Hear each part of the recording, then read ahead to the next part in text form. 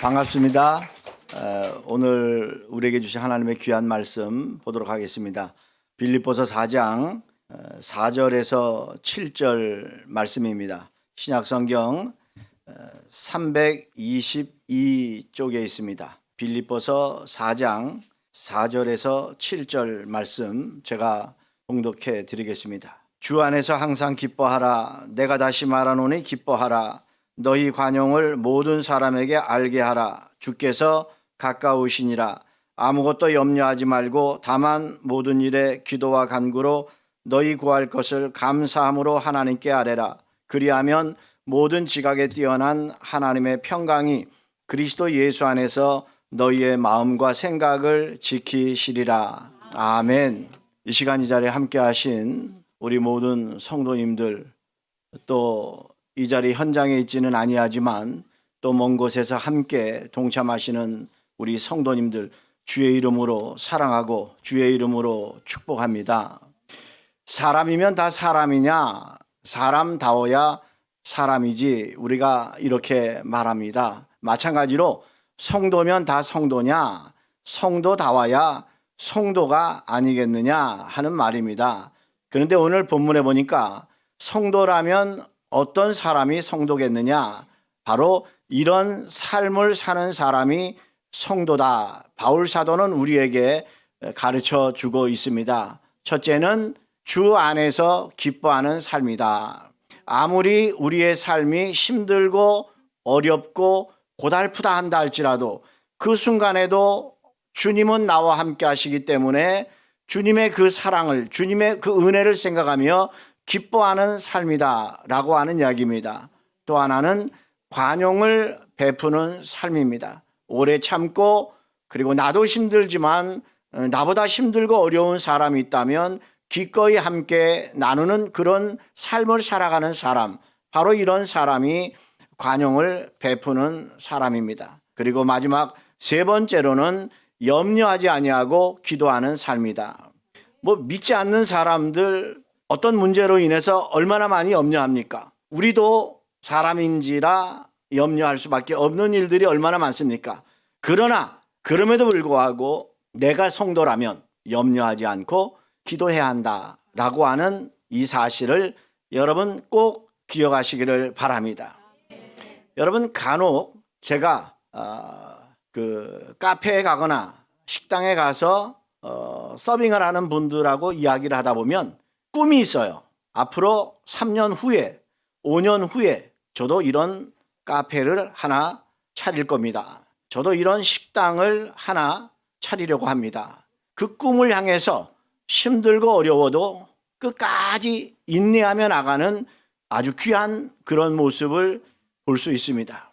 제가 예전에 중국에 가서도 택시를 타고 가다 보면 조선족들을 만나게 되는데, 그분들이 어떻게 택시 운전을 하게 됐느냐? 한국에 와서 5년 동안, 7년 동안 돈을 벌어가지고 중국에 다시 가서 식당도 하고 택시도 사가지고 영업도 하고 등등 이런 모습들을 볼 수 있었습니다. 바로 이 모든 분들에게는 꿈이 있었기 때문에 이 먼 타국 땅에 와서 힘들고 외롭고 고통스러워도 인내하며 끝까지 나갔기에 그 아름다운 축복의 결실을 그분들이 맛보지 않았을까 하는 생각을 해보면서 우리 하나드림교회 온 성도님들, 그리고 지금 영상을 통해서 보시는 우리 모든 성도님들, 꼭 이 확신을 가지시고 아무리 내가 힘들고 어렵고 외로울지라도 그 순간에도 하나님은 나를 외면하지 아니하시고 나와 함께 하신다, 이 확신을 가지고 감사함으로 염려 붙들어 매고 나가는 성도님들 될 수 있기를 주의 이름으로 축복합니다. 제가 엊그저께 며칠 전에 떡국을 한 그릇 먹고 이제 6학년 7반이 됐습니다. 1997년 11월 IMF 때 강서구 등촌동 상가에서부터 목회를 시작을 했는데, 부교육자 생활할 때 저에게도 꿈이 있지 않았겠습니까? 서두에 말씀드린 대로 내가 담임 목사가 되면 이렇게 교회를 섬겨야 되겠다, 이런 생각을 가지고 기쁜 마음으로 희망을 가지고 출발했습니다. 그런데 11월에 하자마자 IMF라고 하는 복병을 만나가지고 상상할 수 없는 엄청난 경제적인 고통을 받게 됐습니다. 그때에 수억 원의 빚과 월 수백만 원의 이자를 성도 열 몇 명이 감당해야만 하는, 그러나 결국 이 모든 것은 목사가 짊어져야 할 일이었기에 한 1년 후부터 저는 혈압약을 복용하기 시작했고 하나님의 은혜로 지금까지 혈압약을 복용하고 있습니다. 얼마나 감사한지, 그 힘들고 어려운 가운데서도 하나님을 붙잡고 하나님께 내 모든 염려를 맡기고 기도했더니만 오늘의 나를 하나님이 만들어 주셨다라고 하는 사실 앞에 얼마나 감사한지 모릅니다. 여러분, 희망을 가지시기 바랍니다. 꿈이 있는 사람은, 꿈이 있는 백성은 결코 망하지 않기 때문입니다. 꿈이 없는 사람은 망할 수 있고 힘든 삶을 살아가지만, 꿈이 있는 사람은 비록 지금은 힘들고 외롭고 고통스럽다 한다 할지라도 그 꿈은 어느 날 현재의 나에게 다가오게 될 것이다 라고 하는 말씀입니다. 정말 저는 새벽마다 하나님 앞에 울면서 기도하지 않을 수 없었어요. 우리 송 목사님도 처음에 교회를 개척하시고 그랬으리라 생각돼요. 왜 하나님 나를 이곳에 보내주셨습니까? 왜 나를 이곳에 보내주셨습니까? 그때 미국에서 제가 부교육자 때 섬겼던 목사님이, 이 목사 필라델피아로 들어와라. 그리고 또 다른 섬겼던 교회에서 목사님이 내가 좋은 교회 줄게, 나와라. 그러나 저는 하나님이 나를 이 교회에 보내주셨을 때는 분명히 뜻이 있으실 것이다. 내 생각으로는 하나님 앞에 원망하고 불평했지만, 내 삶이 너무나 피폐해서 힘들었지만 하나님의 뜻이 있을 것이다. 끝까지 하나님 앞에 모든 것 다 맡기고 기도했어요. 그때 하나님께서 응답을 해주셨어요. 그때부터 마음이 기쁘기 시작합니다. 그러면서 외부에서 저를 불렀던 그 목사님에게, 목사님 감사합니다. 제가 있어야 할 자리는 이곳인 것 같습니다. 감사합니다. 그리고 10여 명 되는 성도들 앞에 나는 이 교회의 원로 목사가 될 겁니다. 그러니 여러분, 나와 같이 이 교회를 섬겨갑시다. 떠나지 맙시다. 함께 기도하고 열심으로 섬겨갑시다. 벌써 26년이 됐어요. 26년이 됐어요. 정말 제가 강서구 등촌동 힘든 지역에서 목회하면서, 강서구 등촌동 그 지역에는 서울에서 거주하는 분들 중에서 가장 힘들고 어려운 독거노인들을 다 그쪽 임대 아파트로 놓고, 또 몸이 불편하신 어른들을 다 그쪽에 놓고 굉장히 취약한 그런 임대 아파트였습니다. 우리가 그 빛 가운데로 걸어갔지만 그럼에도 불구하고 하나님 앞에 감사한 마음으로 성탄절이 되면 한 30가정 내지는 50가정을 선별해가지고 쌀 20kg, 신라면 20개 한 박스 다 전달했습니다. 그리고 제가 신문 박스 성도들과 함께 더불어 모아가지고 오래된 봉고차에다가 일주일 동안 옥상에다 모아뒀던 거 다 차에 싣고, 그거 자원회사, 지금으로 말하면 저 강서구 마곡동이 전부 다 그런 데였습니다. 거기에 자원회사에 가서 팔면은 작게는 7만 원, 많게는 12만 원 정도 받습니다. 그거 모아가지고 등촌 3동 주민센터에 가서 복지 담당에게 어르신들 음료라도 대접했으면 좋겠다 해가지고 이거를 굉장히 오랫동안 제가 했습니다. 그분들이 감동을 받는 거예요. 큰 교회에서 하면 좋겠는데 목사님 상가교회에서 이렇게 섬겨주시니 너무너무 감사합니다. 너무너무 감사합니다. 내가 힘들지만 그렇게 섬겼더니만 하나님께서 축복하시더라는 얘기입니다. 사람은 누구나 험난한 길보다는 평탄한 길을 원하고 자신의 삶 속에 평강 넘치기를 원합니다. 그러나 우리 인생은 여러분 잘 알다시피 고해와도 같다라고 하는 말처럼 끊임없이 다가오는 이런저런 문제와 괴로움으로 인해서, 또한 자신 스스로 육신의 정욕과 안목의 정욕과 이생의 자랑을 추구하려 하다 보니 평강은 고사하고 절망하며 낙심 가운데 빠져 있는 모습도 어렵지 않게 볼 수 있고, 아마 여기 계신 분들 가운데서도 이런 경험을 한 분들도 없지 않아 있으리라 생각되어집니다. 이쯤 되다 보면 성도이면서도 하나님의 살아계심을 의심하고 그 신앙이 약해지는 사람이 의외로 많아지게 되어 있다라고 하는 것입니다. 그러나 사랑하는 하나로 드림교회 성도 여러분, 하나님은 우리가 즐겁고 유쾌한 삶을 살아갈 때만 나와 함께 하시는 그런 분이 아니라 비록 우리의 육안으로는 보이지 않을지라도 저 멀리 떠 있는 먹구름 저 건너편에는 언제나 빛나고 있는 찬란한 태양처럼 우리 주님은 어제나 오늘이나 영원토록 살아계셔서 나와 함께 하시는 분이라는 이 사실을 기억하면서 감사하며 나가는 여러분 모두가 될 수 있기를 주님의 이름으로 축복합니다. 내가 지금 가는 길이 비록 터널인 것 같지만 그 터널은 끝이 있다라고 하는 얘기입니다.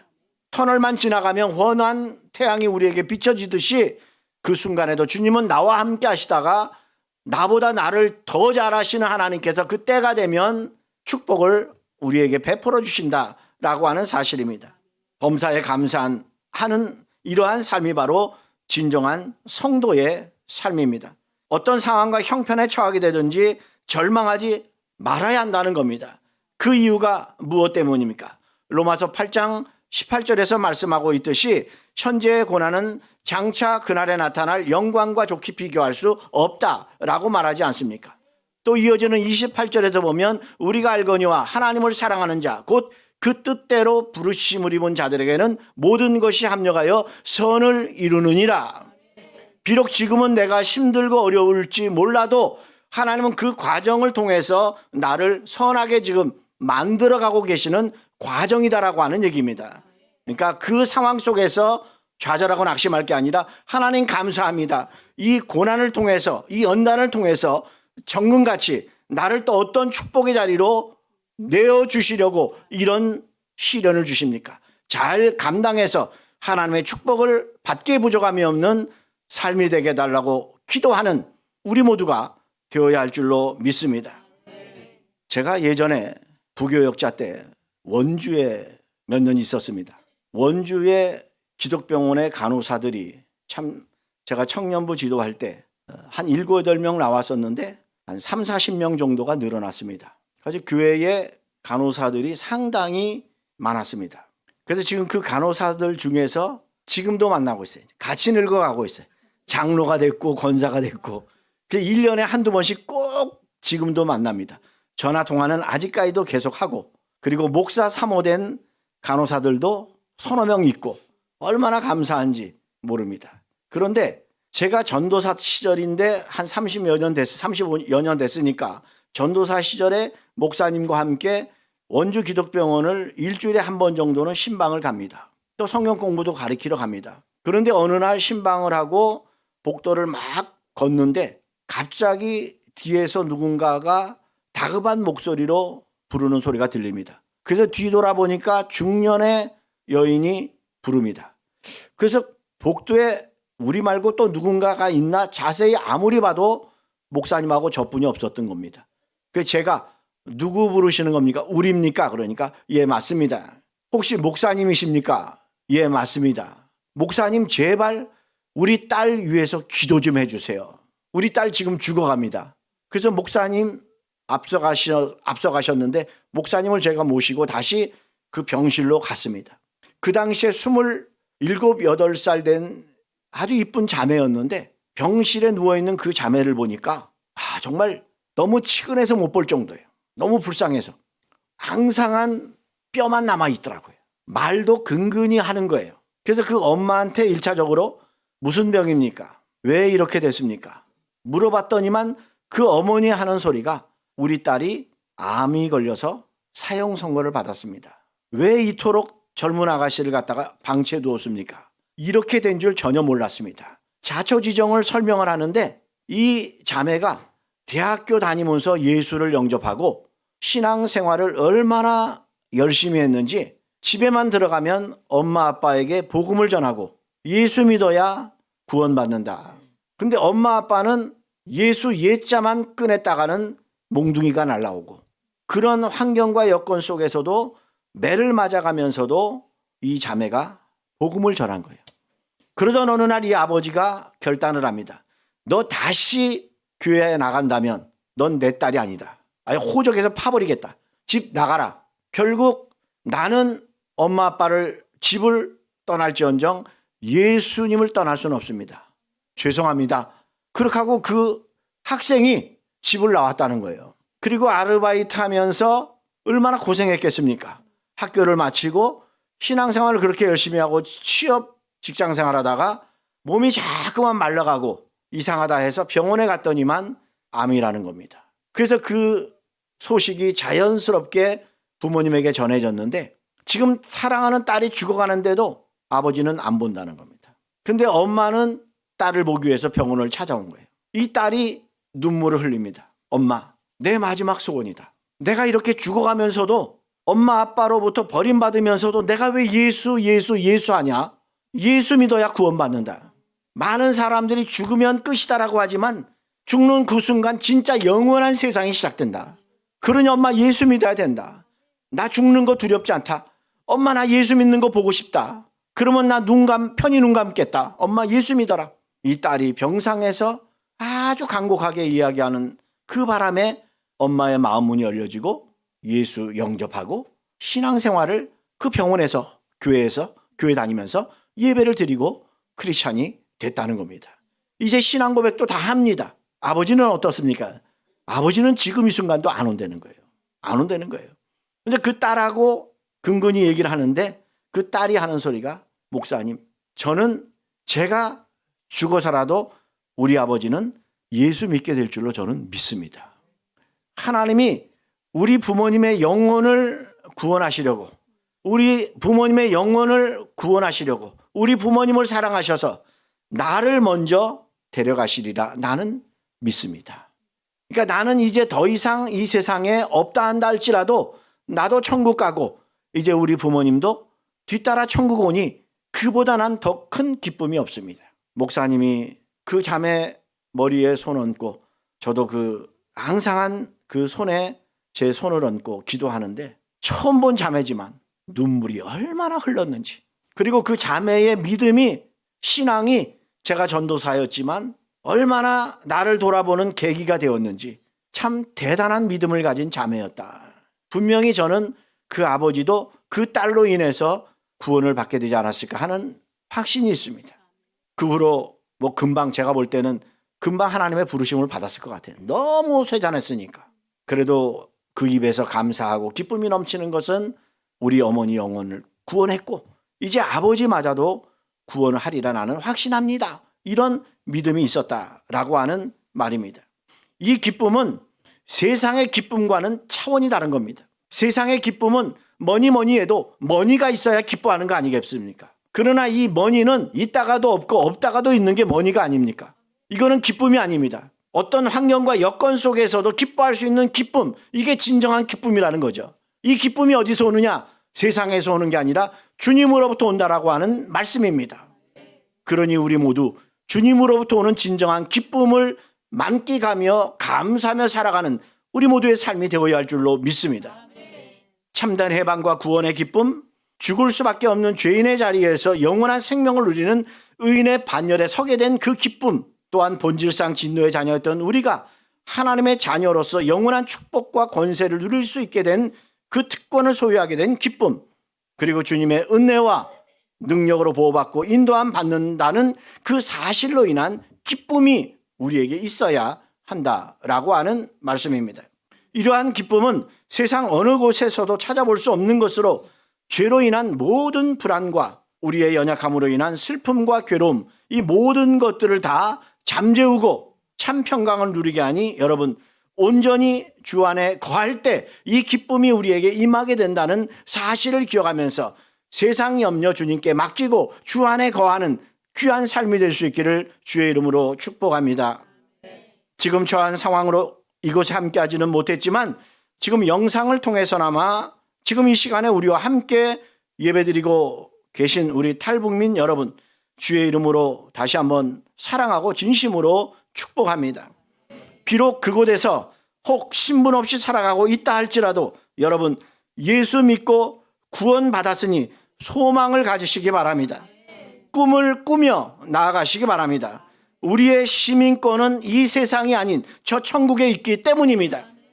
이 세상은 이제 우리는 떠나갈 수밖에 없는 유한한 존재입니다. 우리의 영원한 시민권은 저 천국에 있다. 이미 여러분들은 이 믿음으로 영원한 시민권을 얻게 되었으니 또 감사하시기 바랍니다. 여러분, 요셉의 삶을 한번 생각해 보시기 바랍니다. 자신이 꾸었던 그 꿈으로 인해 17살의 어린 나이에 형들로부터 미움을 받고 미디안 장사꾼에게 팔려가지 않습니까?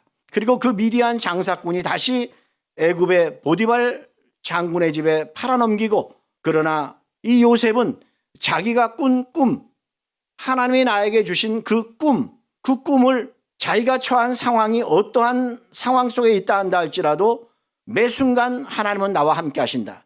그래서 그 상황에 의해서 믿음이 흔들리거나 변질되거나 이것이 아니라 변함없이 하나님을 향한 마음이 올곧았다라고 하는 이야기입니다. 그래서 여러분 잘 알다시피 보디발 장군의 집에서 얼마나 최선을 다한 충실한 일꾼이었습니까? 그래서 그 집에 아내를 제외하고는 모든 것들을 다 총괄할 수 있는 총무의 역할을 주지 않았습니까? 그런데 그만 그 아내의 유혹으로 말미암아 누명을 쓰고 감옥에 가지 않습니까? 그러면 여러분, 이쯤 되면 여러분 같으면 어떻게 하겠습니까? 저 같으면 하나님, 제가 저에게 주신 꿈 붙잡고 열심히 달려왔는데 가는 곳마다 최선을 다했는데 왜 내가 이 억울한 누명을 쓰고 이 감옥에 와야 합니까? 하나님 정말 살아계십니까? 정말 나와 함께 계신 겁니까? 그렇다면 왜 내가 이런 고난을 받아야 합니까? 아마 이랬을 것 같아요. 그런데 그럼에도 불구하고 이 요셉은 끝까지 누명을 썼지만, 감옥에 갇혔지만 그 모든 것들을 다 하나님 앞에 맡기고 인내하며 기도하며 나아갔다라고 하는 이야기입니다. 그 믿음을 보시고 하나님이 그 요셉을 들어 쓰지 않으셨습니까?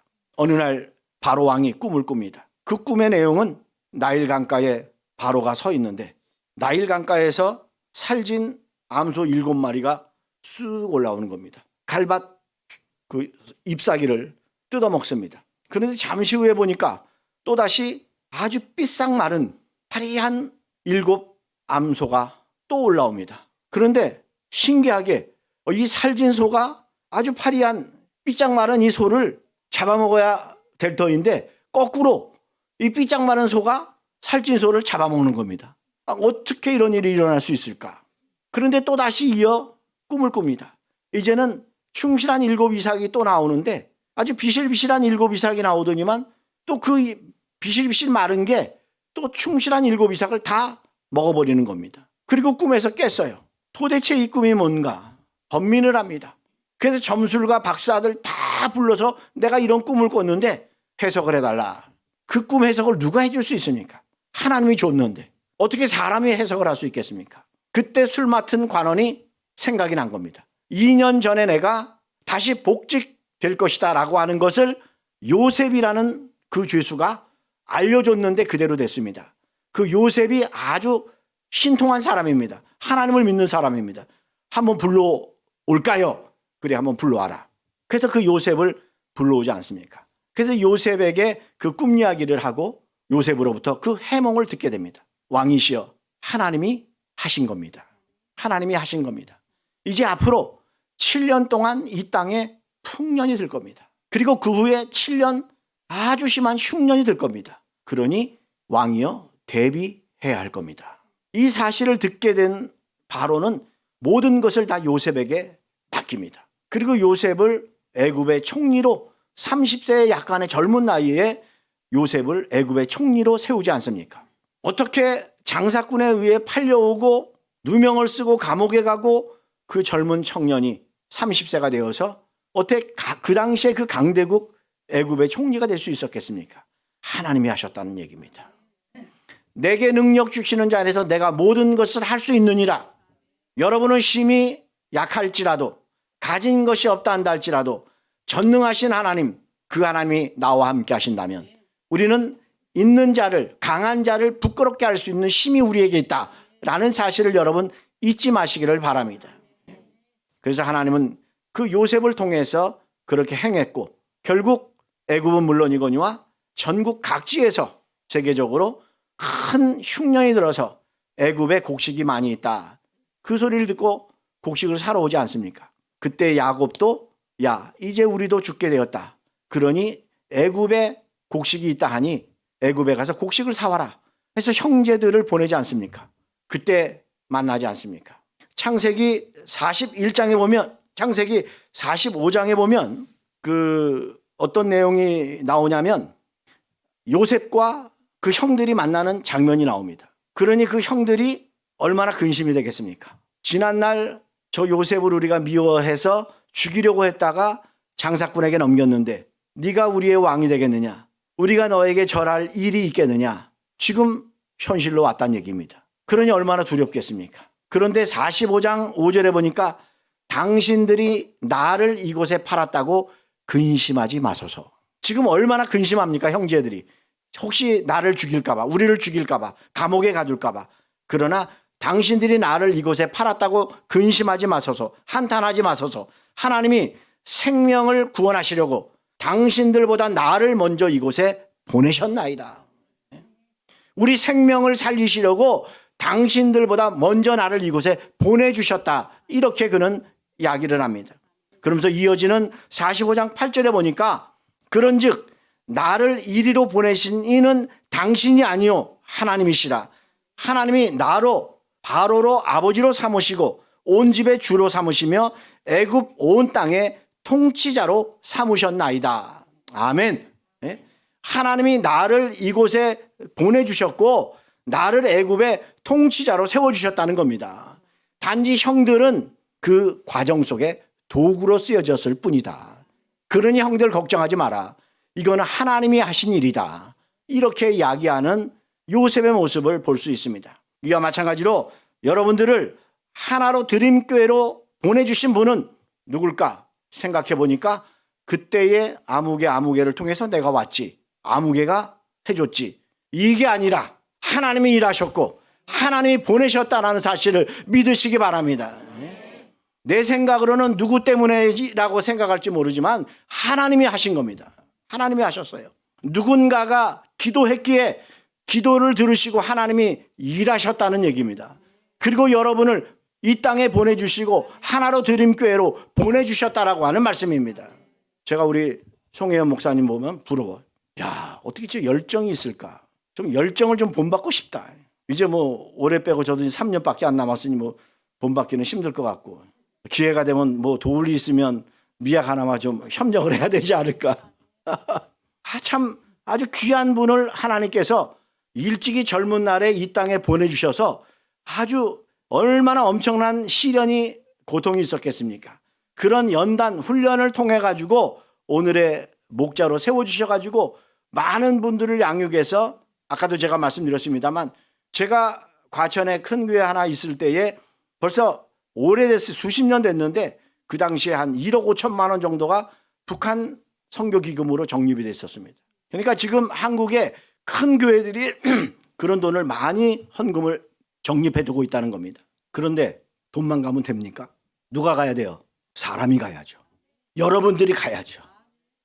훈련 잘 받으시기 바랍니다. 훈련 잘 받으셔서 때 되면 머니 가지고 복음 가지고 가면 이제 열매 맺는 겁니다. 그거를 위해서 여러분 지금 훈련시키고 계시다라고 하는 말씀입니다. 그러므로 이제 새해를 맞이해서 새로운 마음의 자세와 각오를 가지고 요셉과 같이 아직까지도 영적으로 육적으로 신음하고 있는 북한의 형제와 자매들을 위해 늘 기도하고 힘쓰고 애씀으로 하루속히 그 장벽이 무너져서 함께 하나님 앞에 예배하는 그날이 속히 도래할 수 있도록 이 일에 쓰임받는 도구들이 다 되실 수 있기를 주님의 이름으로 축원합니다. 본문 6절 7절 말씀에 보니까 아무것도 염려하지 말고 다만 모든 일에 기도와 간구로 너희 구할 것을 감사함으로 하나님께 아뢰라.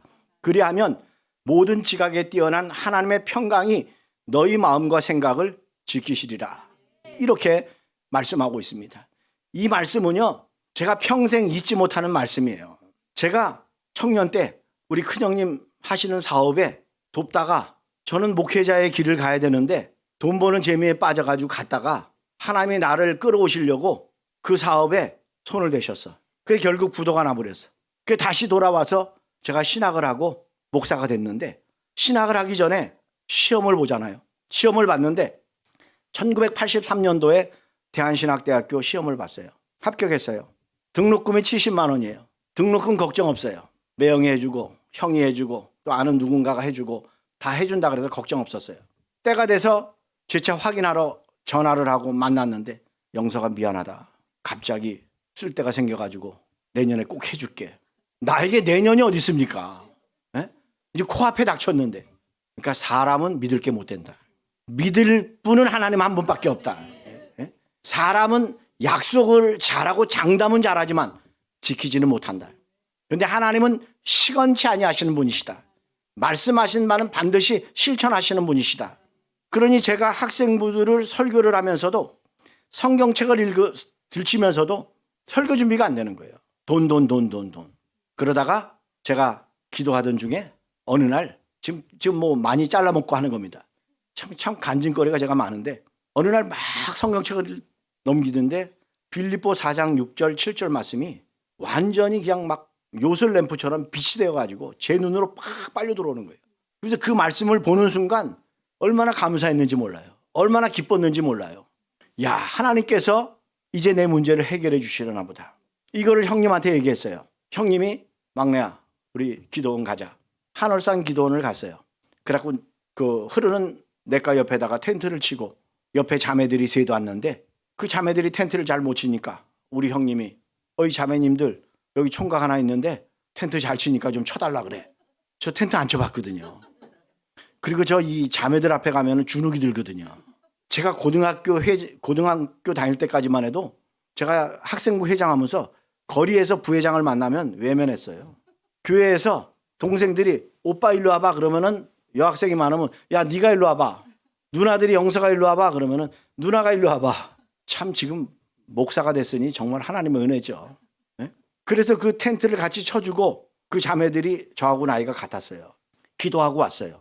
제가 그때 장안동에 우리 형님이 이제 개척하셔가지고 그 장안동에서 제가 형님 교회에서 이제 섬겼는데 형님께서 걱정하지 마라. 기도하지 않았냐? 알았습니다. 또 걱정되는 거예요. 말씀을 받았는데도 걱정되는 거예요. 근데 강원도 홍천에서 전화가 왔어요. 이 선생님, 저 누구입니다. 아, 예, 안녕하십니까. 반갑습니다. 계좌번호 좀 알려주세요. 기도원에서 처음 봤어요. 아, 왜요? 제가 직장 생활을 하면 좀 더 많이 보내드릴 텐데 직장 생활을 안 하고 있기 때문에 가진 돈이 없습니다. 10만 원 지금 있는데 10만 원 보내드릴게요. 지금 며칠밖에 안 됐는데 10만 원 보내준다는 거예요. 83년도에. 그러니 지금도 10만 원이 큰 돈이면 큰 돈인데 83년도에 40년 전인가요? 그래서 제가 형님한테 이 얘기를 하면서 형님 그때 그 자매들 가운데 아무개 자매가 나한테 10만 원을 보낸다고 하는데 그 자매가 나를 좋아하는 것 같은데 어떻게 이거를 해야 좋을까 모르겠다고. 그랬더니 형님이 하는 소리가 야 이놈아 넌 기도 헛것이냐?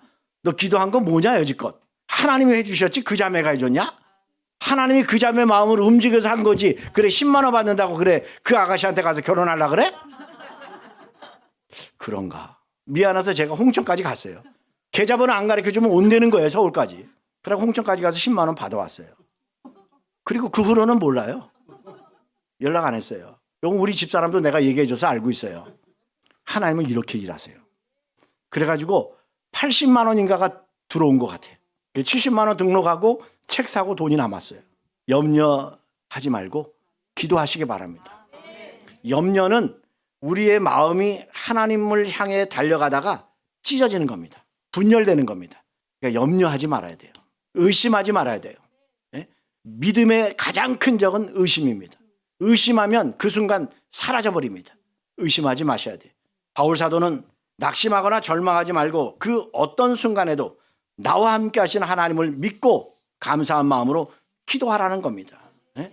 그래서 지금 6절 7절 말씀에서 뭡니까? 무엇이 먼저 묻냐면 감사함으로 아무것도 염려하지 말고 다만 모든 일에 감사함으로 먼저 감사하라는 겁니다. 왜? 하나님이 내 문제를 해결해 주시니까. 하나님이 내 문제를 응답해 주실 것이니까. 확신을 가지고 감사하라는 겁니다. 그러면 하나님께서 우리의 생각과 마음을 감찰하시고 응답해 주신다라고 하는 얘기입니다. 마태복음 6장 31절 이하의 말씀을 보면 예수님이 이렇게 말씀하십니다.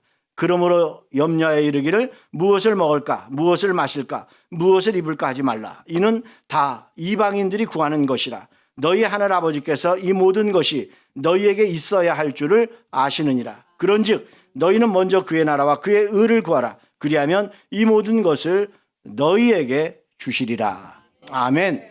사랑하는 하나로 드린 교회 성도 여러분, 이것이 바로 성도의 진정한 삶이요, 그 속에 있어야 할 삶의 우선순위다라고 하는 사실을 잊지 마시기 바랍니다. 이 말씀대로 잘 실천하여서 요셉과 같이 쓰임받는 하나로 드린 교회 온 성도님들이 꼭 되셔서 하나님이 가장 기뻐하시는 영혼 구령 사업에 귀한 열매 맺는 일에 쓰임받는 도구가 다 되실 수 있기를 주님의 이름으로 축복합니다. 기도하시겠습니다.